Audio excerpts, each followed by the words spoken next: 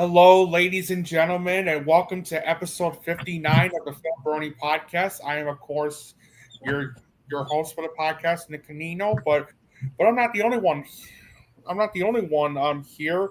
Here I have with me is the guy that started this whole podcast. So, would you like to introduce yourself? Yeah, I've been kind of busy since the last time we were here between doing my own videos and the Popcorn Panel podcast. So, but here we are now again. Yep, here we are now, and hey Eddie, welcome to the podcast. Yeah, I've been busy. I've been busy with work and other things, which was why this podcast which was why we had we ended up taking a break for like a month, but now here we are, and um we got we got a pretty good show for you guys tonight. We're gonna do our usual movie reviews as usual, the continuation of the 2025 movie reviews, and then Søren will be announcing his dog and pick of the show, and then stay tuned after the show because I do have a special announcement to make. So please stay tuned after the show. So anyway, without further ado, let's get on with with what we usually do, which is the Blu-ray showcase. All right, 1984 from 1984, ironically. That's a good film. Basketball Diaries. Leonardo DiCaprio. Beautiful Mind. Casanova, the Fellini version. Clockers. Spike Lee. The Double. Explorers. Really good film. Frank. I also have Frank too. Hitchhiker's Guide to the Galaxy, the original BBC version. Nice. Hitman. I still need to get that. It's Denmark and Canadian have Region A Blu-ray, so. Nice. The Hours. Nice. A Knight's Tale and First Night. Life Itself. I also own Life Itself too. Lord of the Flies, the 90s version. I'll get the original 60s version when the Criterion sale comes up.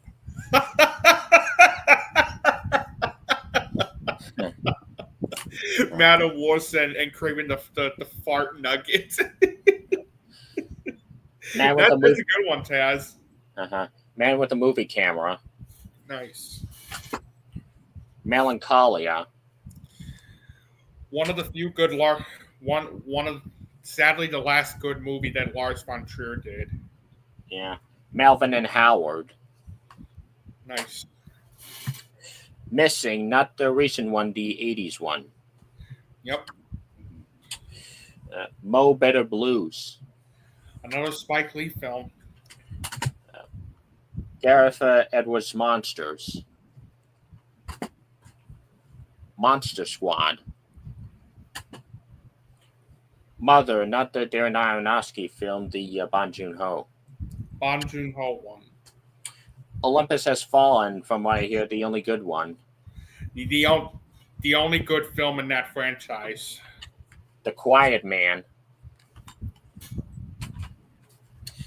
Royal Affair. Shower for Sisters. I'll probably get the original Shower when the Criterion sale comes up. Sorcerer.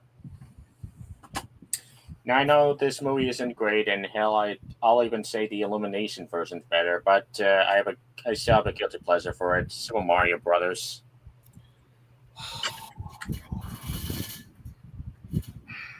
And last but not least, The Warriors. Warriors, come on, play! Warriors, come on to play! And no, Madeline fan, I haven't seen Dark Continent nor the original Monsters. I'll get to that. All right, so I have a shitload of Blu-rays right here too. So I already mentioned Frank and Life Itself. Both are here are great movies. Great films, both in the best 2014 list in my eyes. And here are the other Blu-rays I have with me for this show. The Martian.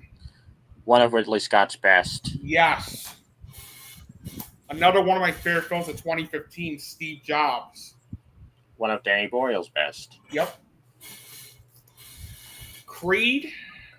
One of Ryan Coogler's best. Yep. And this next one, like The Last Jedi, I know it's gotten a ton of backlash, but I don't care. I love this movie. Star Wars The Force Awakens. One of J.J. Abrams' best. Yep. And the third best and the fourth best Star Wars film overall. Absolutely. Next up, the Coen brothers' Hail Caesar. One of their most overlooked. Very overlooked indeed. Next, my favorite animated film of 2016, Zootopia. Mine is Kubo and the Toon Strings, but this one's pretty good too. I'm really cautious about the sequel. Next up, my favorite of the Disney live-action remakes, The Jungle Book. I just did a video on that, and you'll be hearing about it again when you see my upcoming video involving the Disney remakes. Nice. Next up, Søren, I know you hate this movie, but I loved it. Sausage Party. I'm not saying a fucking word here. All right. Next up, another overlooked film from 2016, despite this actress really undeserving that Best Actress nomination, but whatever. I loved it. Florence Foster Jenkins. Amy Adams should have been nominated over her. She should have been nominated. I agree with her or Mary Elizabeth Winstead. Yeah.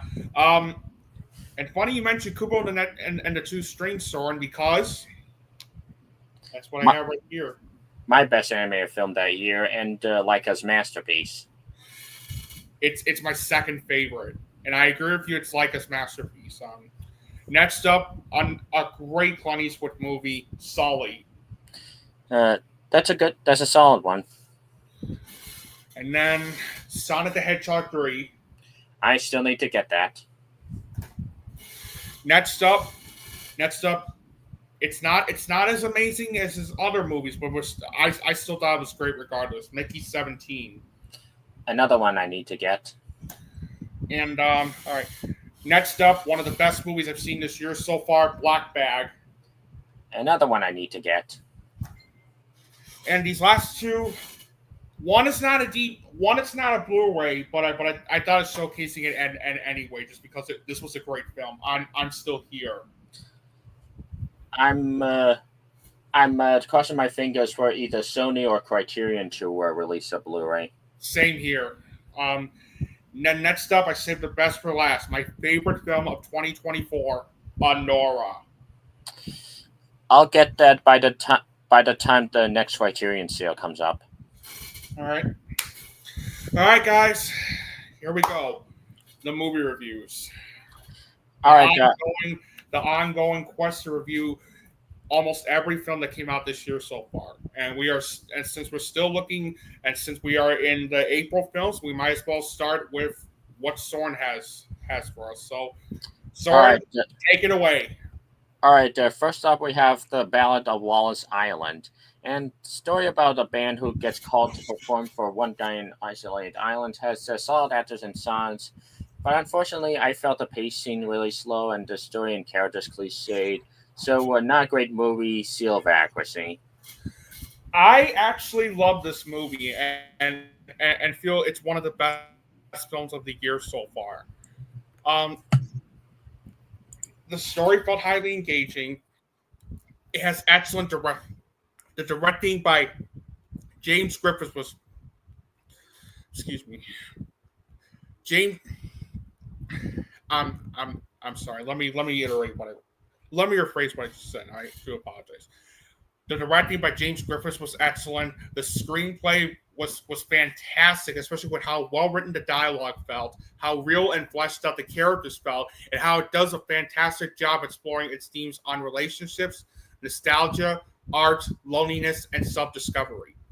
The acting was terrific, especially from Tom Basden, Tim Key, and Carey Mulligan, who all give out fantastic performances in the film. It has a fantastic soundtrack, excellent cinematography, brilliant editing, great pacing, some amounts of good humor sprinkled into the mix, and it has one of my favorite endings I've seen in the film in 2025 so far. Overall, I found The Battle of Wallace Island to be charming and deeply moving, and it's without a doubt one of the best films I've seen this year so far. And with that, it is my third film of 2025 to earn this prestigious honor. 10 out of 10 or an 8.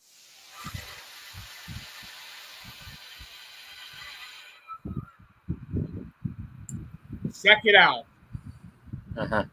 Next, we have The Luckiest Man in America. Based on the controversial Prussia Luck scandal, where Michael Larson seemed to figure out the pattern in order to win over $100K, this is a true underdog movie by underdogs, about an underdog, for underdogs. Kept me on my toes with its direction and editing, and it has compelling performances, especially from Paul Walter Hauser. This is the most overlooked film of the year so far, as it gets to Seal Cinema. I liked it, but there are some problems I have with it. But I'll get to my problems in just a bit. Starting off with the acting, by the way, Paul Walter Hauser absolutely delivers one of his best performances yet as Michael Larson, and that's thanks in part due to how electrifying his performance felt. The rest of the acting, especially from Walton Goggins, David Strahan, I'm sorry if I mispronounced that, Maisie Williams, Shamir Anderson, Patty Harrison, and Haley Bennett was very good. Samir Olivios did a solid job with the way he directed the film, and the screenplay by him and Maggie Brace was also solid too, especially with how well written the dialogue felt. The score was excellent, the cinematography was fantastic, and the film's production values and costume design were fantastic, since it really does feel like you're back in 1984. Now, like I said before, this movie isn't without its issues. I found the story to be rushed and convoluted. And what I mean is that while I did appreciate the film explaining on how much of a creeper Michael Larson was, it never delves deeper into Michael's personal issues he had. Sure, we do get this one scene at the beginning on how he lied to get on the game show by using a different name instead of Michael Larson. But when it tried to delve upon his personal issues involving his life and Lyle Roberts, it's either few and far between or never brought up again. And that was a real disappointment with the story. Some of the editing choices made in the film both felt jarring and uneven. The pacing was all over the place at times, especially with how it was either too fast or too slow. And finally, the ending felt rushed and unfocused.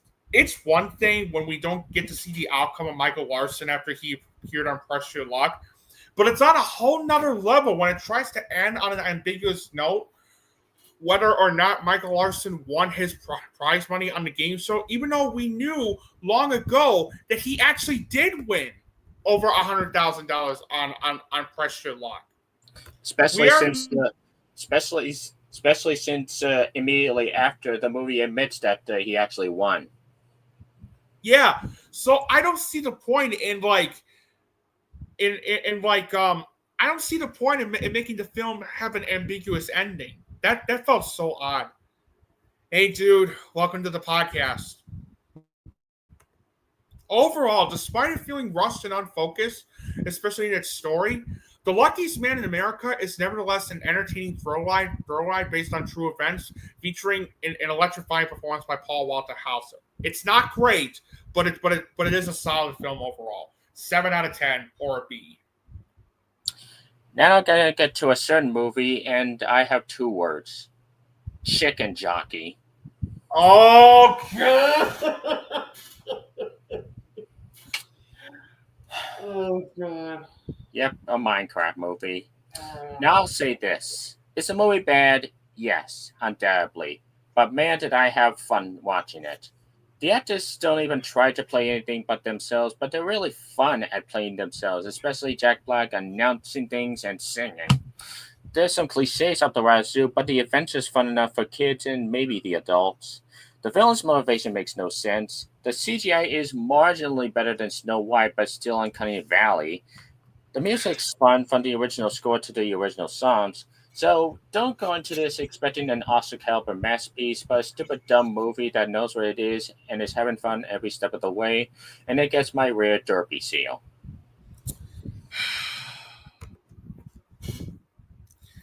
To me, this is one of the worst films of the year so far. I mean, before I even talk about my review of this film, we got to talk about this whole meme that's been going around TikTok. I know it's 2 months late, but we have to talk about this, and I have to rant on this because this is getting out of control at this point. This has gotten out of control at this point. There's a reason why people like Martin Scorsese don't even want to go to the cinemas anymore. Especially due to its like due to like theater adequacy, like facing a decline, facing some type of decline, and it's because of this piece of shit meme this piece of shit trend that's been going all over TikTok ever since the film's release.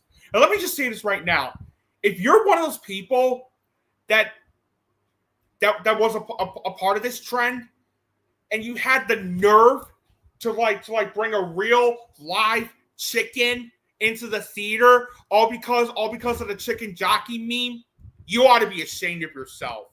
Because not only what you did with the chicken is animal cruelty, but you are causing a lot of like pressure among the staff of the theater employees who have to work their asses off by cleaning up the popcorn and all the shit that like people threw in the theater for no reason. Like I don't have a problem with it if like people cheer and clap. I don't have a problem with that at all. But when you're throwing shit like soda, popcorn, and other types at the screen, you're not only making a big mess in the theater, but you are one of the worst moviegoers that anybody would ever face, because you are the reason why common courtesy is sadly on a decline. And it turns out I actually watched the X-Men Oranges fight version of this movie where the CGI wasn't even finished. But honestly, I'd honestly take that over dealing with those jackasses in the theater. Like, seriously, like for those that started the chicken jockey trend, shame on you guys. Oh no, actually, I have this to say to you. Fuck you. Yeah. And this is another reason why I cannot stand TikTok at all. I mean, sure, it may have a few good things on that site, but that's not really saying much. It's still a piece of shit.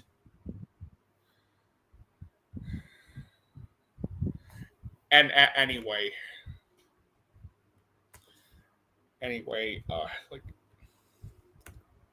exactly.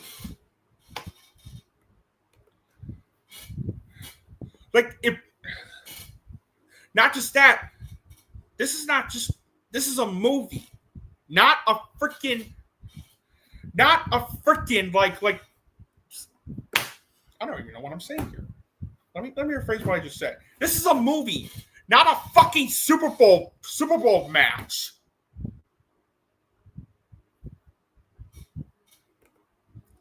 I don't blame you, and neither do I. Yeah, just next time. So the moral of the story is be common. use common courtesy and let me rephrase what I just said. The moral of the story is remember common courtesy. Remember common courtesy. Be respectful to the other people around you in the theater. Do not be an asshole towards others and ruin the movie. Please. With that out of the way,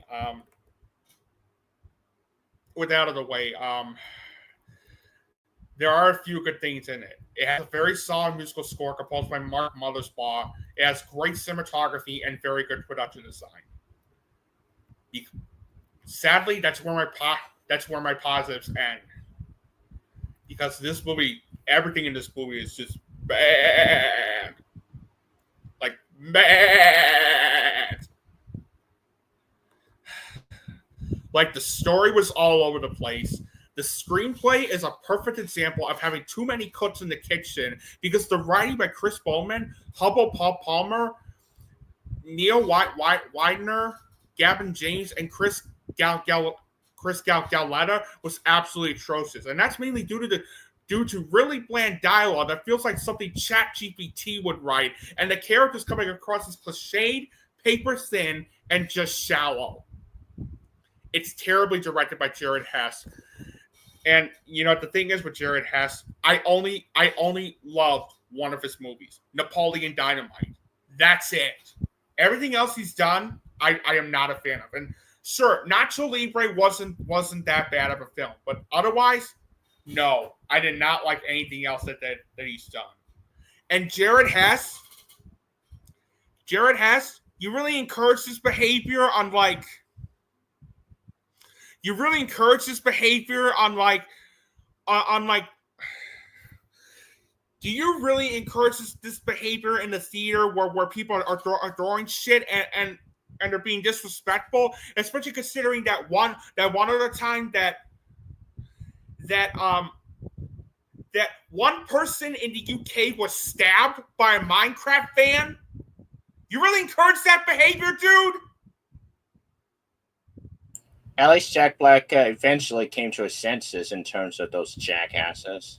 Yeah, really. Like how fucking out of touch with reality are you?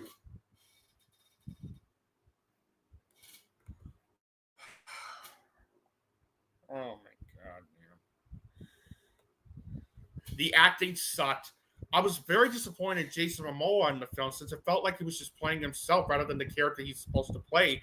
And Jack Black was just playing Jack Black instead of Steve. And everybody else, from Daniel Brooks, Emma Myers, and Sebastian Hansen, all felt underutilized. Jared Hess was also so bad as General Chungus. And his character is nothing but a comic relief for the sake of it, which if you guys know me, that's one of my biggest pet peeves in movies.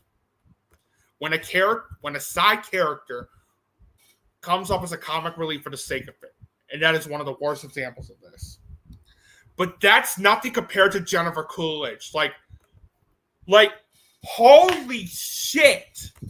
Holy shit. I don't know what movie she stumbled upon, but her performance as Vice Principal Marlene was so beyond hammy that it felt like she was a fucking cartoon character. That's how bad she was in this. And the fact that this movie dedicates some screen time involving a subplot between her and Nitwit. Why?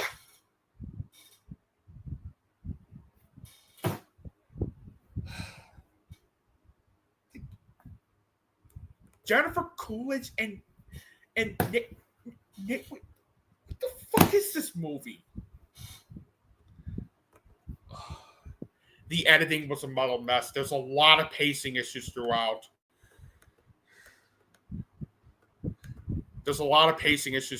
I only laughed twice throughout, as only 95% of the jokes throughout the film felt idiotic as hell. It's also very predictable, especially since you can predict where some of the character arcs are going to go. It throws in a ton of cliches that you've seen in other films before, And let's get to my biggest criticism with the film. You know what? You know it's coming in 3, 2, 1. Yeah, the visual effects. They really got carried away with how the film looked under its $150 million budget. Because my biggest problem with the visual effects in this movie is that although some of the designs on some of the Minecraft characters actually look good, most of them look like Uncanny Valley nightmare fuel, especially Nitwit and the chicken jockey. Like, oh my god! Like talk about Uncanny Valley at full force. Granted, it's not as bad as the dwarves from the new Snow White film, but that's not really saying much when you really think about it.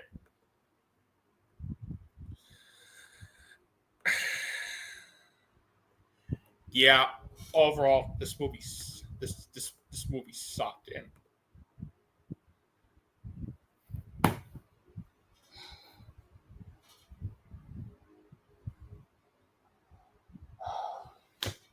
Yeah, it is made for the fans, but it's got to appeal to everyone too. Exactly. Oh, and yes, I hated that film too.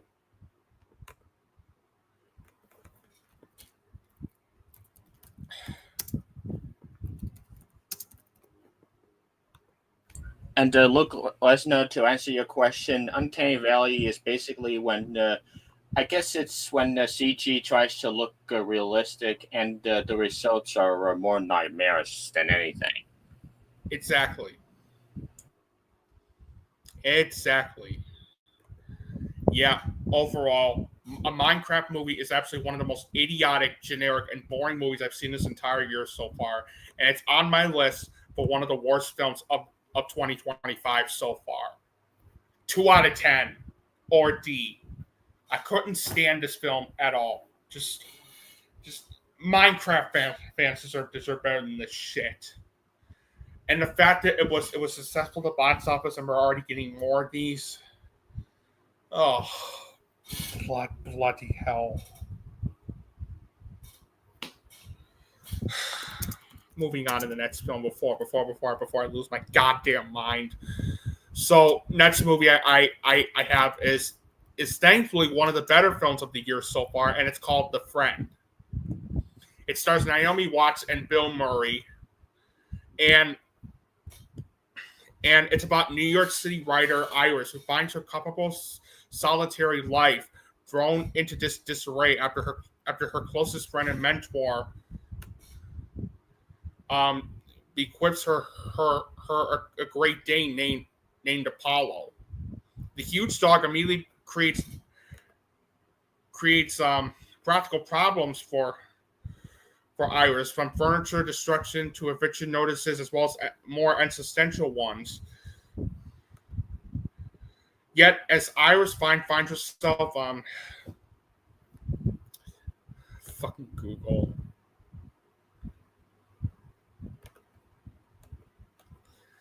As Iris, as she forms a relationship with this dog, she comes to terms with her past.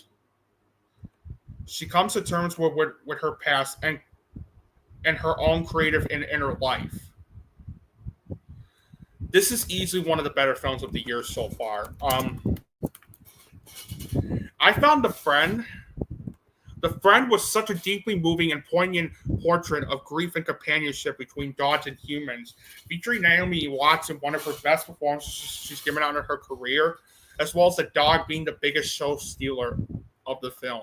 The story felt highly engaging. It was well directed, well written, and the script was very well written, since it does a very good job with the way it explored its themes on grief and companionship between humans and dogs, as well as handling its topic of suicide in a mature manner.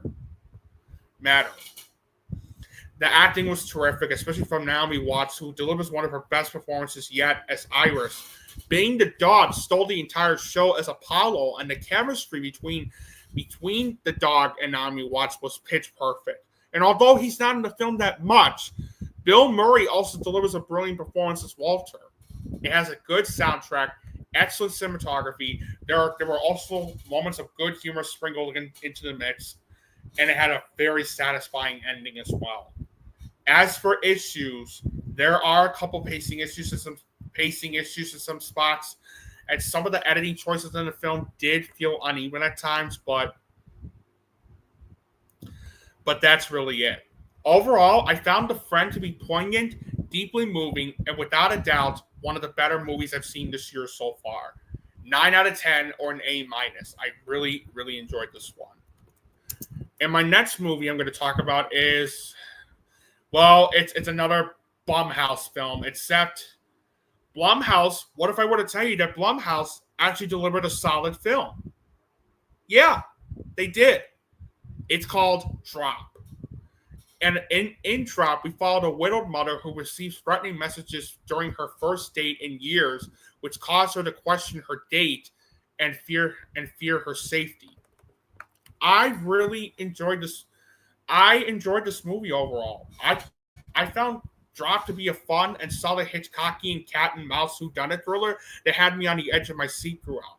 This is one of those movies where its simple concept could have gone wrong if it had fallen into the wrong hands.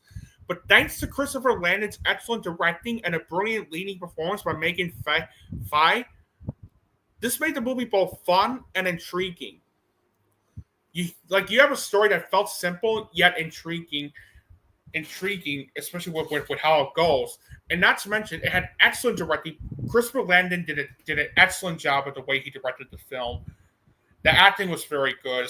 As I mentioned before, Megan Fye delivered such a brilliant performance as Violet, and Brandis Skullinar was also great as Henry Campbell, and he and Megan Fye had some really good chemistry as well.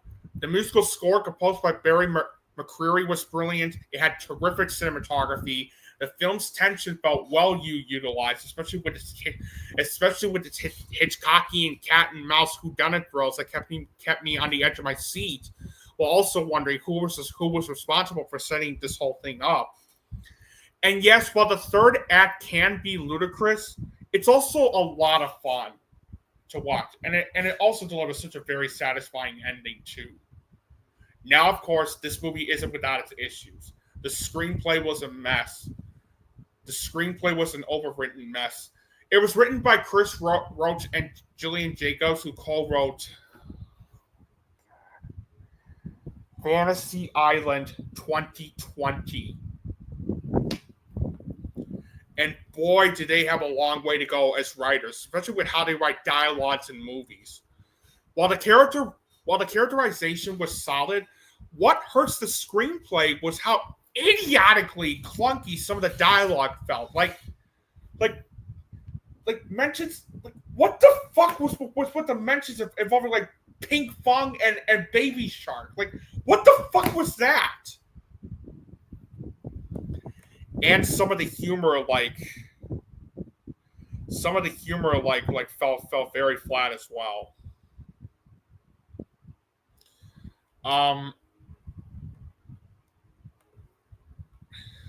Some of the editing choices felt uneven at times. The film's pacing did feel wonky at times. And while the reveal who was behind this madness was clever, the reasoning for it felt weak as hell. I'm not going to get into what happens in it because of spoilers, but when it was revealed why he did this, I was like, really, dude? Really? Don't be surprised if karma bites you in the ass. And admittedly, the movie does go a bit overboard, but I usually don't have a problem with this, but it does. I usually don't have a problem with this unless it's noticeable, but here it's very noticeable. Like, it requires you to suspend your disbelief, and admittedly, it did go a bit overboard with that. Like in real life, what I mean by this is that in real life, if your date was acting strange so many times and she was causing like some problems, either you would ask her like what's wrong, or you would leave right away. If I was like,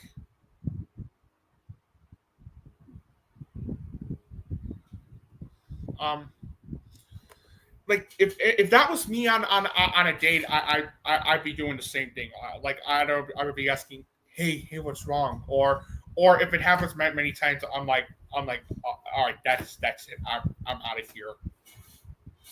But overall, I nevertheless found Drop to be a fun and intriguing Hitchcockian thriller featuring a brilliant performance by Megan Fye. I really enjoyed it, and I give it a 7 out of 10 or a B. Now we're gonna get to The Amateur, and this is probably the most generic movie I've seen in a long time. It's almost like they just saw Rami Malek win an Oscar and felt like they just had to do. Yes, I am. And they just felt like they had to do something to capitalize on his popularity, so they had ChatGPT compile the most boring spy espionage thriller imaginable. Rami Malek just plays Mr. Robot again. Lawrence Fishburne just plays Morpheus again. All the actors are completely wasted. It goes through all the motions with no surprises whatsoever. There's little to no action, and I just didn't give a shit whatsoever. This is the kind of movie that you'd find in the Walmart bargain bin for $5, if even that. So yeah, one of the worst movies of the year, sealed disapproval. I didn't hate the film as much as you did, Søren, but I do agree with you on this. It's so generic and underwhelming. The Amateur is one of those movies that could have been an intriguing action thriller, but because the story ends up being something you've seen in other action thriller movies before, it ends up being nothing more than a generic and bland mess. Now, there are some good things in the film. Most of the acting was very good, especially from Rami Malek, who does deliver a great performance as Charlie. Sorry, Søren, I have to disagree with you on that. And Lawrence Fishburne was easily the biggest show stealer in the film. It had a solid musical score, excellent cinematography, and despite not having that much in the film due to its PG-13 rating, there are a couple of action sequences in The Amateur that are nevertheless a lot of fun to watch. And there are a couple of tension-filled moments throughout the film that did have me on the edge of my seat. But otherwise, no. This movie was a mess. The story felt generic and bland, especially due to its plot points being something we've seen in other films before. The screenplay felt underwhelmingly bland, mainly due to its clunky dialogue and the characters feeling paper thin and forgettable. I was also very disappointed in the directing by James Hawes. Like last year, he directed One Life, which was one of the better films I saw from 2024, and then he directs this, and it was such a muddled mess. Also, what the hell was John Bernthal doing in this movie? Like, I love John Bernthal, but he had no purpose in the film whatsoever. Like he's not given that much to do in the film, and because of that, he was horribly wasted in this movie. Some of the editing choices felt uneven. It had very lackluster pacing, and as stated before, Amateur is filled with cliches that you've seen done in other films before, and the third act felt very anticlimactic and underwhelming. Overall, while Rami Malek and Lawrence Fishburne deliver some great performances, and there are some intriguing moments here and there, I sadly found The Amateur to be dull, bland, and generic. It's not a terrible film. I didn't hate this as much as Søren did, but make no mistake, this is not a good film. 4 out of 10 or C-. I do not recommend this one at all.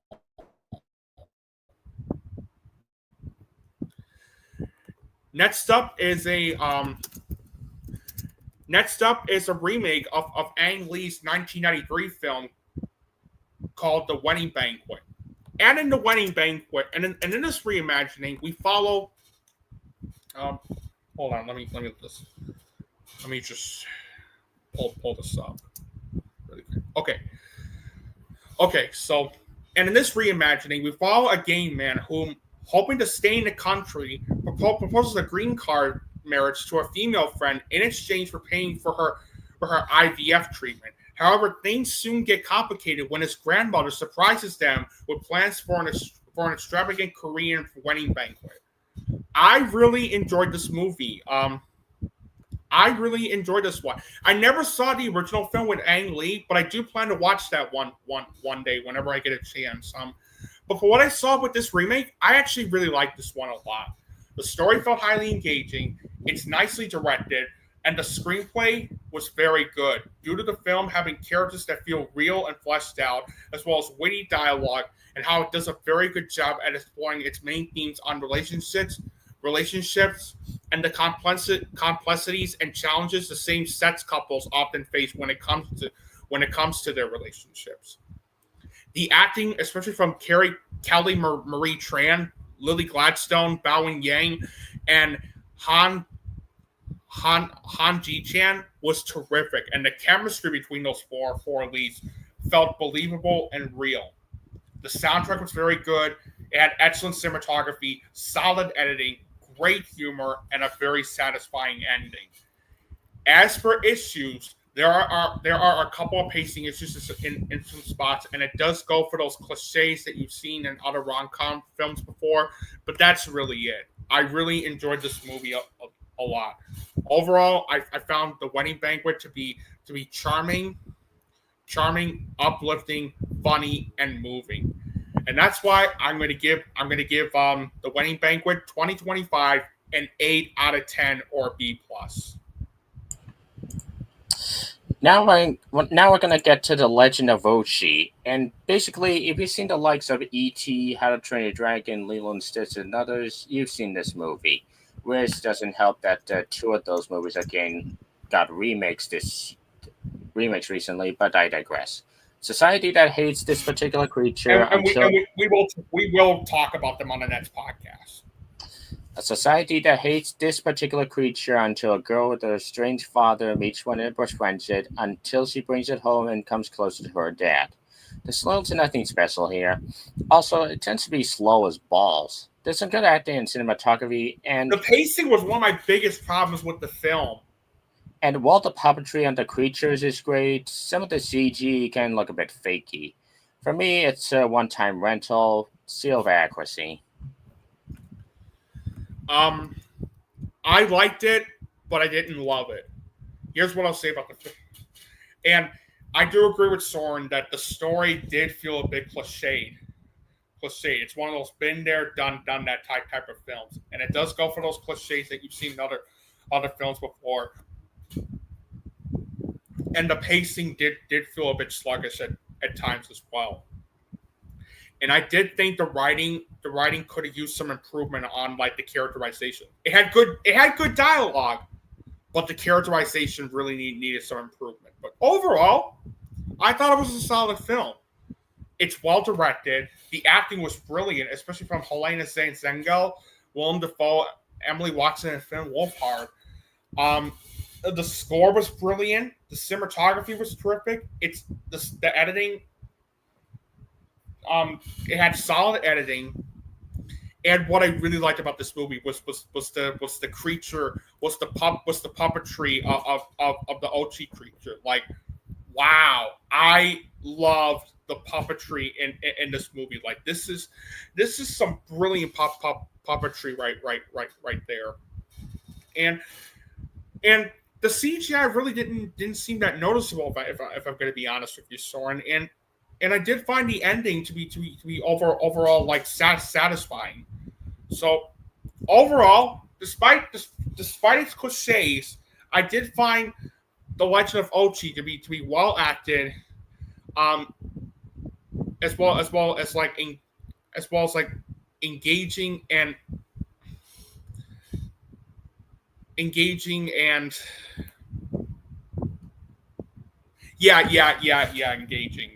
Yeah, 7 out of 10 or B. Next movie, though.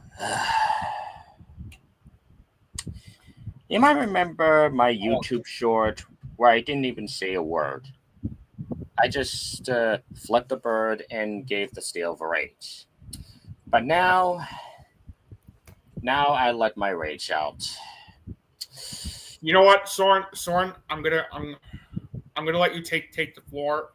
I'll be right back. Yep, y'all know this is coming. Snakes. Now, not since the Emoji Movie has an animated film attracted so much hate from the very trailer, nay, from the very announcement alone.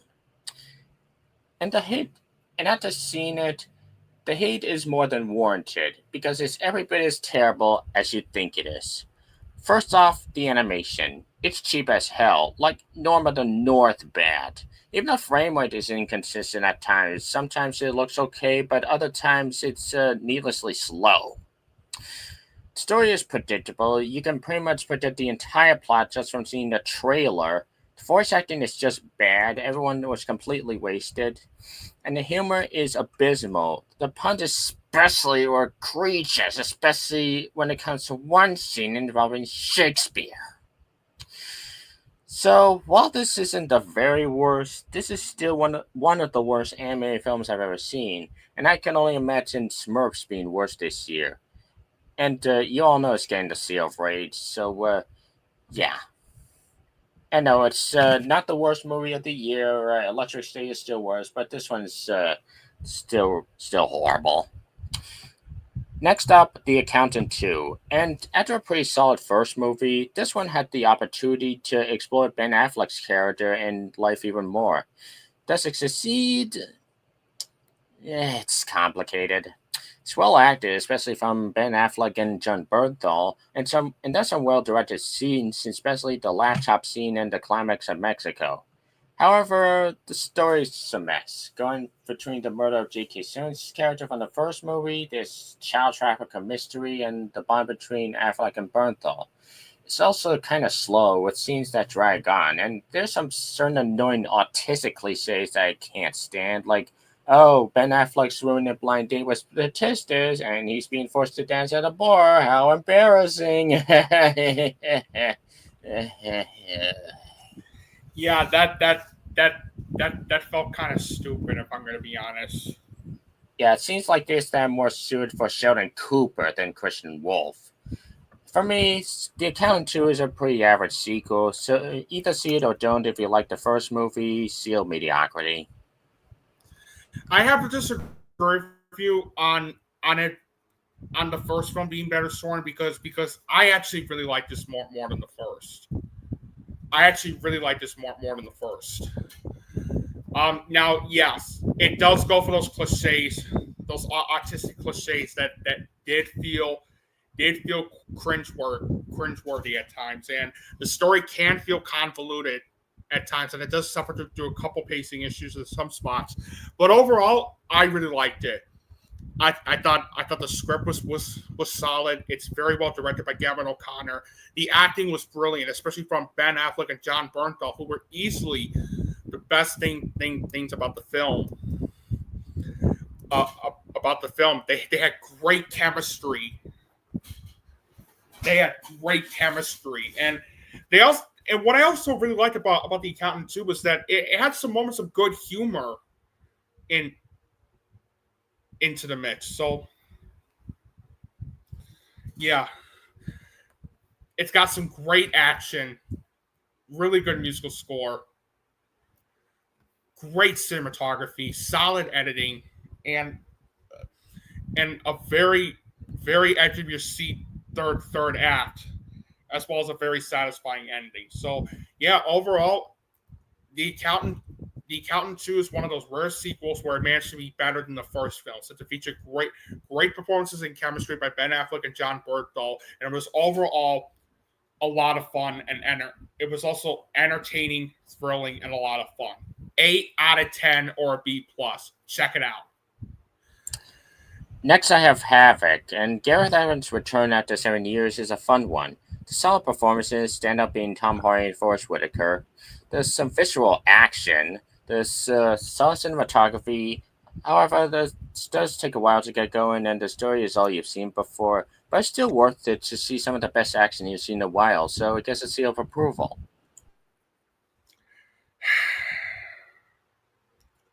My next movie, though,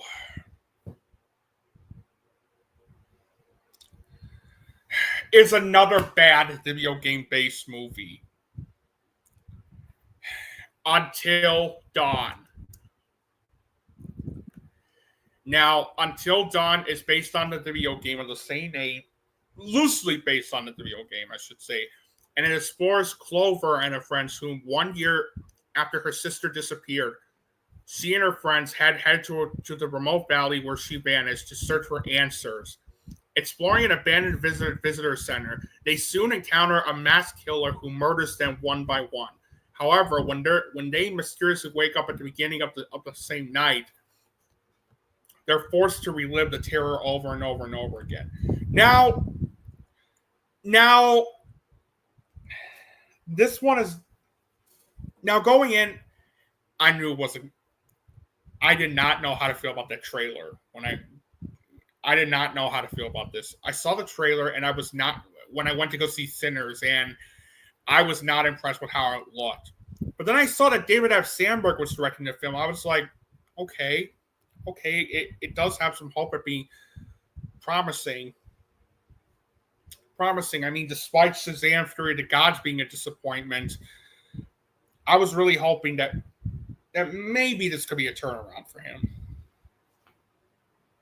It wasn't. In fact, this is my least favorite movie that David F. Sandberg has done. Now this movie isn't without its bright spots. Like, Peter Stormare was the only actor that gave out a very good performance, and it has a really good musical score by Benjamin Wallfish. It has really good cinematography and really good production design, as well as really good practical gore effects too.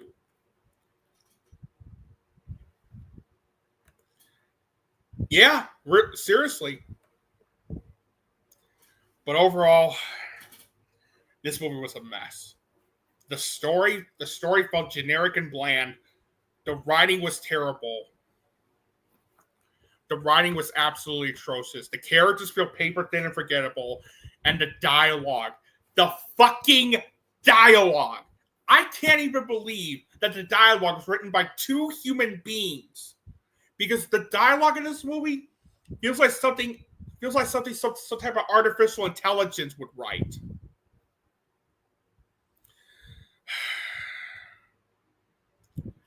And yeah, it is Screen Gems, Sony's conveyor belt studio.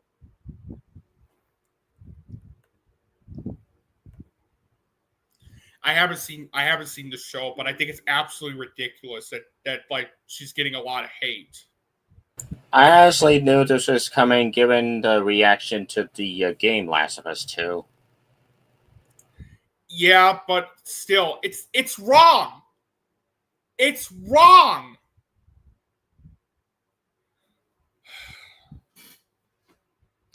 Guys, she's just playing a character. Don't give her shit. Just stop. Anyway, moving on from this. And I was very disappointed with David F. Sandberg's directing, since you do see the vision he was trying to go for with this, especially with it being Groundhog Day, a survival Groundhog Day horror film. But the problem is that the directing felt all over the place. Like, I had no idea what he was trying to go for with this. I mean, yeah, I already explained that he was trying to go for the Groundhog Day survival thriller, but again, the story was such a bland mess, and the rest of the acting. I don't want to harp on these actors too much because I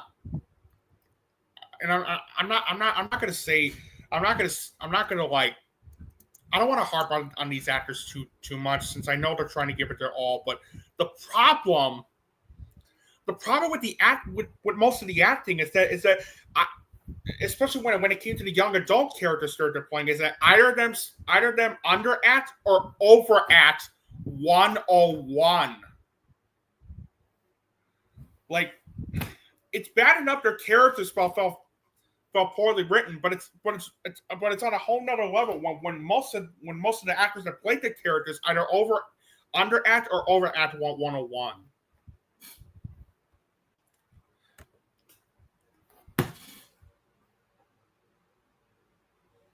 Are you fucking kidding me?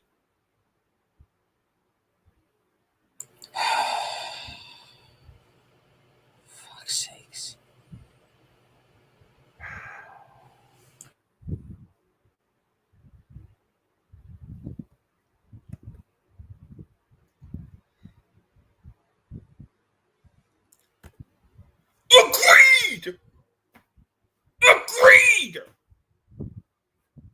This is exactly why I don't have Twitter nor TikTok. Same.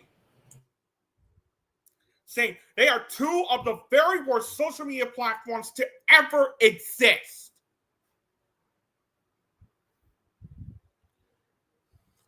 Fucking pussies.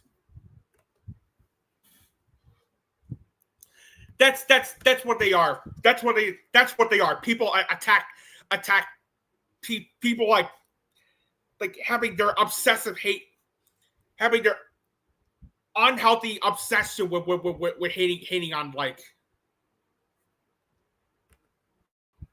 Wait, what? Wait, what?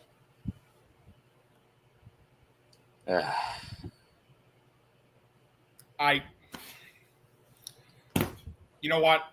After I finish this review,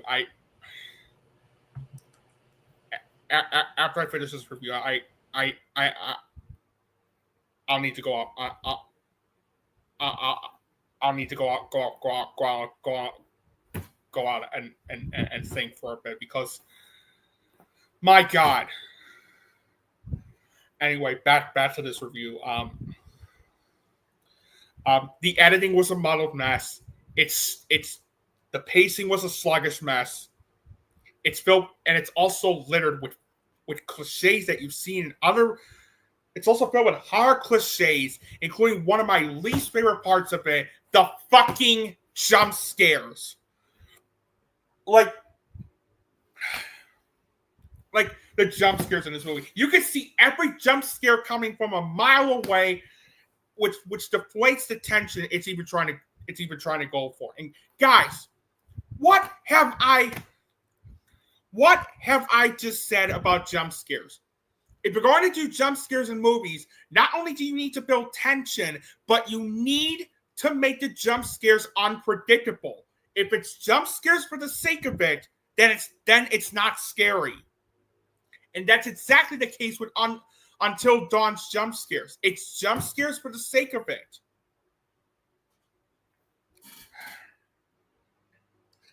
And the ending was really stupid. The way they tease like the sequence stuff that was just so stupid. Overall, it's not the worst horror film of the year. Okay, it's not one of the worst video game based movies I've ever seen, but my God, it's just, I found Until Dawn to be bland, generic, boring, and just flat out idiotic. Yeah, 3 out of 10 or D+. Just like, seriously, this needs to stop. And this needs to stop. Not surprising that the conservative prick. Yeah. Anyway, I'll be right back. Søren, go ahead. Well, since Nick's off, I'm going to be talking about Rust. Now, it's impossible to discuss this movie without addressing the elephant in the room, that being the tragic shooting resulting from a prop malfunction. And not going to lie, I probably wouldn't have seen or even heard this movie if it wasn't for that. And it's sad that it's all this movie is going to be known for, because this is a pretty solid Western. There's a solid performances, especially the chemistry between Alec Baldwin and Patrick Scott McDermott. It's mostly well-paced and with solid production values. My only nitpicks is that it's a bit slow at times with the subplot, and it doesn't really do anything new with this Western genre. But regardless, this is pretty much what I wanted Kevin Costner's Horizon to be, so do give this a watch, and I'll give it the seal of approval. Next up, Thunderbolts Asterisk, otherwise known as the New Avengers. Usually, what was with that being switched there? But regardless, this is another fine addition to the MCU. The characters work well off each other. David Harbour got the most laughs. Louis Pullman was great as a Sentry. The visuals are significantly better than Brave New World, especially with the Void. There's some well choreographed action, especially the one take shot in the boardroom, and there's a surprising amount of dark themes. However, there are some pacing issues, scenes can drag at times, and some scene transitions can seem a bit frantic. And if you thought Taskmaster was done dirty with the in the Black Widow movie, she straight up killed off after 5 minutes of screen time here. And and That was so odd. the Delphante character, I felt got off scot free after all the evil shit she did. And like I said, the whole asterisk thing is pointless as the name Thunderbolts is rarely even referenced here. Just call it New Avengers. Regardless, I'm eager to see what this team does next in Avengers Doomsday, so it gets a seal of approval. Yeah, I hate that shit too, man. I do. Yeah. All right, so Thunderbolts. Okay. Once upon a time, I used to be a fan of the Marvel Cinematic Universe, and admittedly, there were some films in the post Endgame films that I really enjoyed and loved, like Shang-Chi and the Legend of the Ten Rings, Spider-Man: No Way Home, Guardians of the Galaxy Volume 3, and to some extent, Deadpool and Wolverine. Unfortunately, the MCU started to like. Unfortunately, when I saw Thor: Love and Thunder, that's when I started to notice the cracks like in the Marvel Cinematic Universe. Like sure, you can argue Eternals was the start of this, and yeah, Eternals wasn't good, but I didn't really hate that film. I didn't really hate it, but I do agree it really could have been a lot better. When Thor: Love and Thunder came out, though, that's when I started to notice the cracks started to come in, and it got worse with Ant-Man: The Wasp: Quantumania, which ended up being one of the worst movies I saw from 2023. And you guys know how I felt about Captain America: Brave New World earlier this year, so I don't think I need to say more about that. However, as someone that was disappointed with most of the post Endgame films, I actually really liked this film. Yes, I really liked Thunderbolts. In fact, I'm going as far as to say this is one of the better films in the MCU in the Marvel Cinematic Universe I've seen in quite some time. The story felt highly engaging. The writing was solid. It's well directed. The acting was great, especially from Florence Pugh, Sebastian Stan, Louis Pullman, and David Harbour. All of them were great in the film, and the way it managed to delve into some dark themes involving loneliness, grief, trauma, as well as like suicide. Good on them for touching upon that topic without making it feel forced and sensitive. The score by Son Lutz. They were the same guys that did the score for Everything Everywhere All at Once, and I gotta say, their score is brilliant. The cinematography was great. The cinematography was fantastic. There are some entertaining action sequences throughout, and the CGI visual effects way better. They were done way better this time. They felt nicely detailed, and not one effect looked fake. Not one. And not only did the film have and not only was I satisfied with the way the film ended, but the post credits. But the post credits scene, like no spoilers, but wow, like I don't think I've been floored at a post credits scene in quite some time, and that's really saying a lot. Now, as for issues I have with the film, there were a couple pacing issues in some spots. Some of the characters, there were some characters that did feel did feel underutilized, including like Valentina, whom I really did not like. I really did not like her, the way her character was done at all.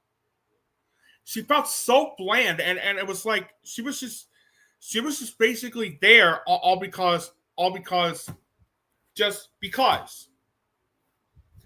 That's not to pick on. That's not to say on Julia Louis-Dreyfus.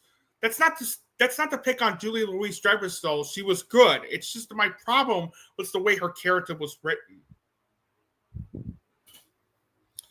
And there was a couple of editing transitions that did feel uneven too, but that's really it. Overall, I really liked it. I thought it was entertaining and a lot of fun, and definitely one of the better films in the MCU I've seen in a long time. I'm going to give this film an 8 out of 10 or a B+. I might raise it to a 9 the more I think about it, but for right now, it's an 8 out of 10 or a B+. And before Nick goes over his next couple movies, here's how I'd rank Phase 5. The Marvels is the worst, and to me, my least favorite MCU film. Ant-Man and the Wasp: Quantumania, which I don't hate as much as most people, but it's still not great. Thunderbolts Asterisk, which we just talked about. Deadpool and Wolverine, not perfect, but certainly fun. Captain America: Brave New World, which I don't really get the hate. And finally, the best one, Guardians of the Galaxy Volume 3. Here's how I would rank it. The worst, Ant-Man and the Wasp: Quantumania. Fuck this movie. Fuck it straight to hell with a dirty dick.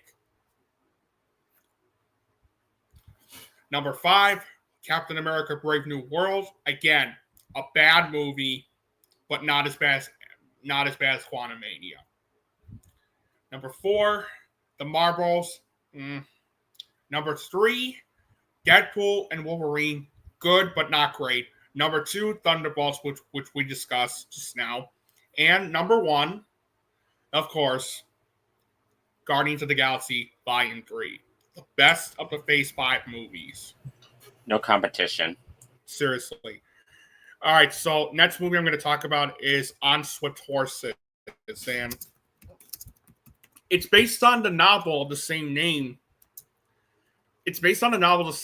And what we have here, it stars on Daisy Edgar Jones. It stars Daisy Edgar Jones, Will Poulter, and Jacob Elordi, and Diego Calva. And it's about Muriel and her husband Lee, who begin a new life together after he returns home from the Korean War. However, their newfound stability gets upended by the arrival of Lee's charismatic brother, who is also a wayward gambler with a secret past. I like this.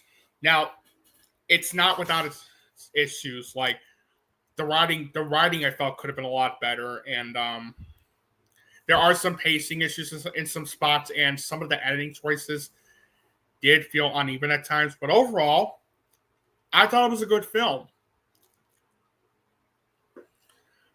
The story felt nicely structured and engaging. It also does a very good job delving into themes of love, identity, and self-discovery. It's very well directed. The acting was brilliant, especially from Daisy Edgar Jones, who was brilliant as Muriel, and Jacob Elordi, Will Poulter, and Diego Calva, as well as Sasha Calle were all fantastic too. It has a really good musical score, excellent cinematography. The soundtrack was fantastic, and so was the cinematography. And it captured the 50s look very well. And the production values and costume design captured the 50s look very well. And it had a very satisfying ending too. So overall, I really liked it.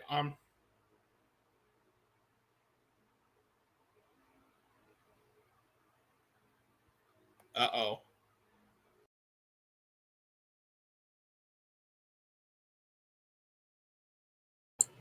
Yeah. Hi.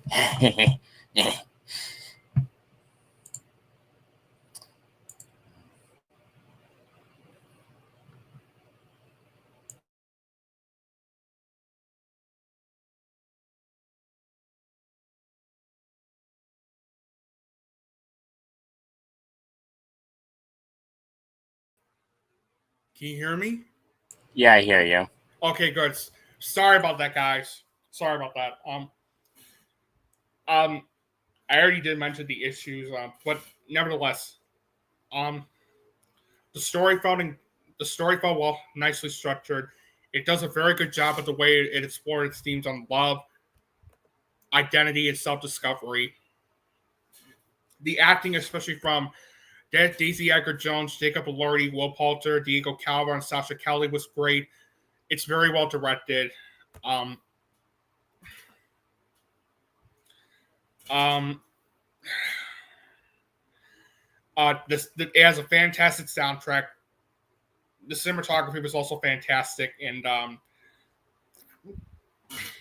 it has really good production values and costume design, and a very satisfying ending as well. So overall, I found On Swift Horses to be well acted, and I found On Swift Horses to be in these following words. In these following words, I just want to make sure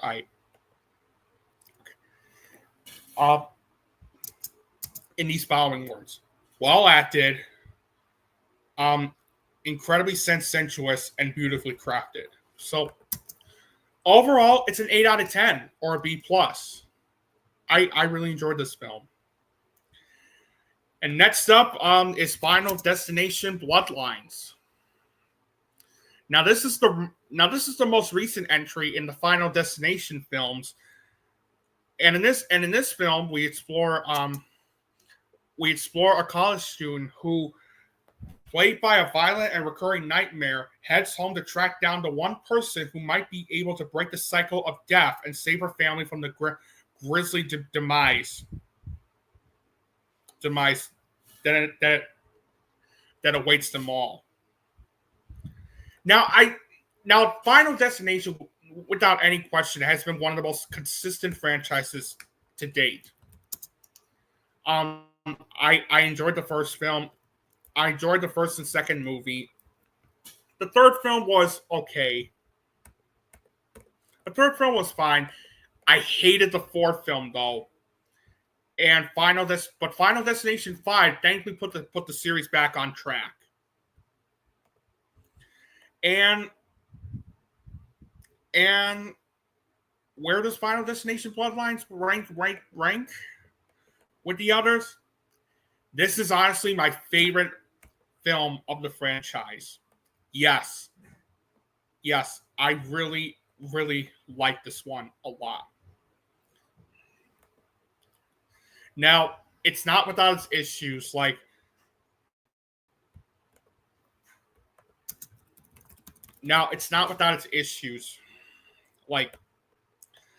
There's a couple pacing issues in some spots, and the ending was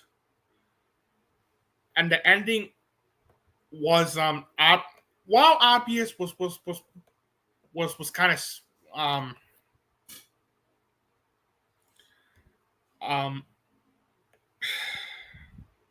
there were a couple characters that did unfortunately feel underutilized, and there's a couple pacing issues in some spots, and the ending did feel obvious and too on the nose. But overall, I really enjoyed Bloodlines a lot. The story had me invested throughout. It's nice. It's very well written. The screenplay was solid. It's very well directed. The acting was great. And seeing Tony Todd for the final time was brilliant. He had a really good send off. Reportedly, his final words are actually improvised because he knew he was going to pass on, so he figured he'd end the character off on a high note. And he did very well, especially with some of the lines said in the film. I'm not going to spoil it, by the way, but when he said those final words, I felt it. I really, really felt it. The soundtrack was very good. The cinematography was great. It had solid editing, some moments of good humor sprinkled into the mix. And when it came to the kills, oh man, the kills were a lot of fun to watch. A lot of fun to watch. Like, oh man. Oh man. Overall, though, overall, I found Final Destination Bloodlines to be the best of the series, and it's overall grisly yet satisfying and entertaining and a lot of fun. One of the better films of the year so far, 9 out of 10 or an A-. Finally, we get to Mission Impossible Final Reckoning, and this was a solid, albeit flawed finale. The solid performances all around, an emotional send-up to certain characters, fantastic music, editing, and sound, and there's some tense sequences, but the tenses has got to be involving a pen without going to spoilers. However, there are some pacing issues, and they make going a bit long, and I felt Tom Cruise's character to have one too many fake out deaths without going to spoilers. So even if it's not the strongest of the series, Fallout, still a more than worthy installment, seal of approval. It is the weakest of the McQuarrie films, yet I really love this movie. Now, it's not without its issues. I did think the film was 15 minutes too long. And there were some flashback sequence, and no spoilers, by the way, but there were. But while some of the flashback sequences did fit some of the stuff in the film, there were some that really did not need to be there. Again, no spoilers. But if you know what I'm talking about, you know. But overall, I love this movie. I actually really love this movie. It's well directed, well written. The acting was brilliant. I'll talk about the acting in a bit. The story had me invested throughout. The acting was brilliant. Tom Cruise once again delivers such a brilliant performance as Ethan Hunt. Haley Atwell, Vin Rames, Simon Pegg, and Angela Bassett were all fantastic, but there was one actor that really blew me away. And that's Ralph Saxon as William Dunlow. Seriously, I loved his performance in the film. He was in the first film, and I'm glad they brought him back in this one because what a performance he gave out. Like, as soon as I saw him in the film, I was like, how the hell has this guy not been in other films before? And he's in his late 60s, for Christ's sake. Give him more movies, for God's sake. No, seriously, he was that great. The score was fantastic. The cinematography was brilliant. It's brilliantly edited. It had solid pacing. And the action sequences, oh my God. Wow. There's this one sequence involving a plane that had me on the edge of my seat throughout. Like, wow.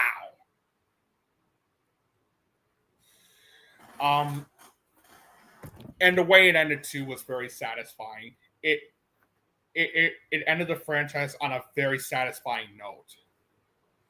So overall, it's not quite the best of the Mission Impossible. I wouldn't say. Let me rephrase what I just said. Overall, while it's not the best of the Mission Impossible films, I nevertheless found Mission Impossible: A Final Reckoning to be one of the most edge of your seat, like thrilling and gripping and highly entertaining action films I've seen this year so far. And with that, I'm going to give Mission Impossible: The Final Reckoning a 9.5 out of 10 or an A. Yes, I know I'm going to be in a minority on this when I say I really love this film, but I really did. I really, really loved the way it concluded. So, yeah, if you're a huge Mission Impossible fan, check this one out.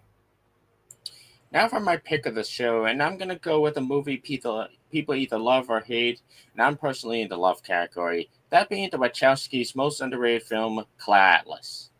This movie is basically like D.W. Griffith's Intolerance, and that it ties various stories together from different periods of time. And in my opinion, this one is way more engaging and less complicated. Features an all-star cast as they portray all these different characters, and the makeup is fantastic. It's really underrated. At times fooling me and not having me realize these are the same actors. How this movie didn't win, let alone get nominated for the makeup Oscar, is beyond me.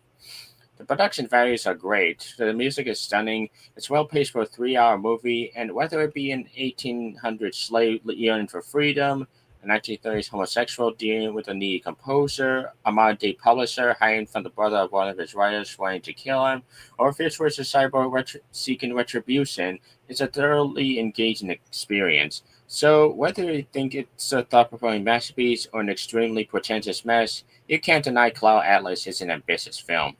Now, as for my dog of the show, I recently got into one of Nickelodeon's most beloved shows, Avatar: The Last Airbender, and watching it did two things for me. One, I know what it is. One, it immersed me to its lovable and complex characters, stunning animation, fantastic action sequences, and intriguing lore. And two, it made me hate the 2010 adaptation even more years after watching it. The Last Airbender, folks. M. Night Shyamalan's biggest blunder. I mean, taking an entire season, spending 20 episodes in 7.5 hours, and trying to condense it into an hour and a half is one thing. It's another to completely take the soul of what made the original story such an icon. The actors both look wrong and are severely monotone. The way they did Sokka dirty is especially shameful. The production values look cheap to the point where they turned the Earthbender prison from a metal ship to a fucking camp on land. The effects aren't horrible, but still not worth the $150 million budget.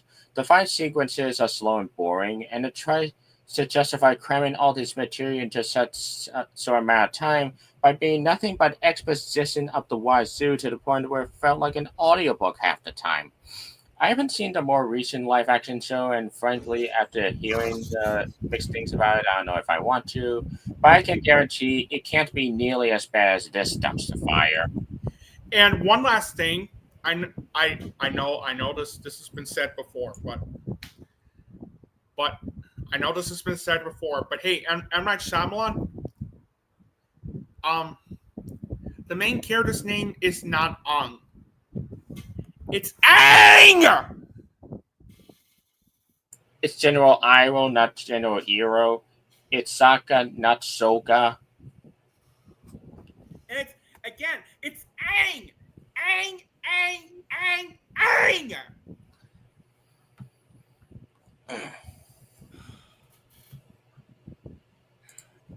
Yeah, as you could probably tell, The Last Airbender is easily Soren's dog in the show. No contest. All right, so I did mention this announcement. Before we go, I did mention this announcement. So what is the special announcement you might be wondering? Well, I will tell you. So a few months ago, a month and a half ago, I did say that I was going to do the worst and best films of the decade list so far on some social media platforms. And well, it's happening. It's happening later this summer.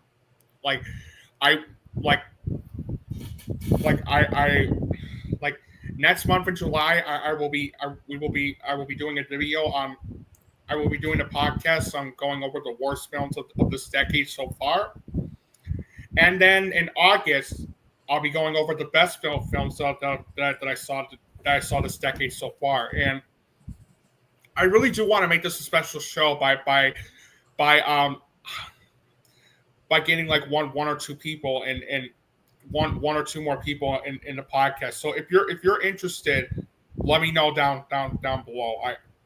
I would love to hear your opinions of what your worst and best films of the decade list so far is. So yeah, so So get set for July and August, because that's when I'll be doing both videos for both the worst and best films of this decade so far.